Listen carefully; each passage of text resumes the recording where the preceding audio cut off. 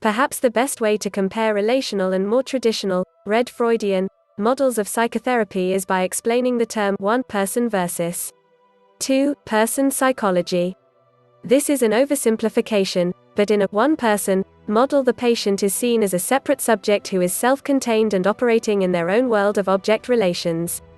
The therapist's job is to remain neutral, objective, and be as free as possible from counter-transference reactions as the patient works through parental transferences and the like. This model is Newtonian because it rests on a view of reality made up of autonomous, separate and discrete parts independent of one another. A two-person model is built on the premise that all of reality is interconnected by a web of interdependent relationships and that some of the reasons we have mental and emotional illnesses in the first place is due to our belief that we are separate. To be separate is an illusion, yet we try to function in our lives as if this is true, and the result is neurotic suffering.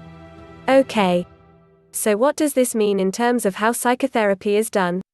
Again, this is an oversimplification, but a relational therapist is probably more inclined to use the therapeutic relationship as one of the more important therapeutic tools to assist in assessing and diagnosing what is taking place between the patient and the therapist at any given time. This means that the therapist's feelings and responses, called counter-transference, are not looked upon as simply coming from the therapist's own personal history, which may be true, but also containing important information from the client's unconscious that is being communicated and shared in non-verbal ways with the therapist. Because it's impossible to not be in relationship, the question for the relational therapist to be asking along with the patient is, what type of relationship are the two of us co-constructing together, and how does it mirror relationships from the past?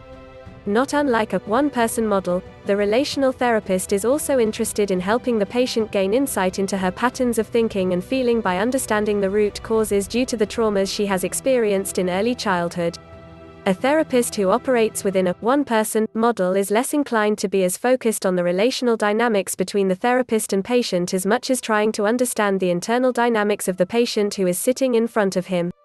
So to be clear, what any therapist is able to treat therapeutically is largely dependent upon the conceptual glasses that the therapist is wearing. A relational therapist operates from the awareness that every self is formed by means of and because of relationship. One question that is common to both models is, what are the defenses I continue to use to protect myself from the anxiety and fear that keeps me from becoming more authentic and real with myself and therefore with you as well?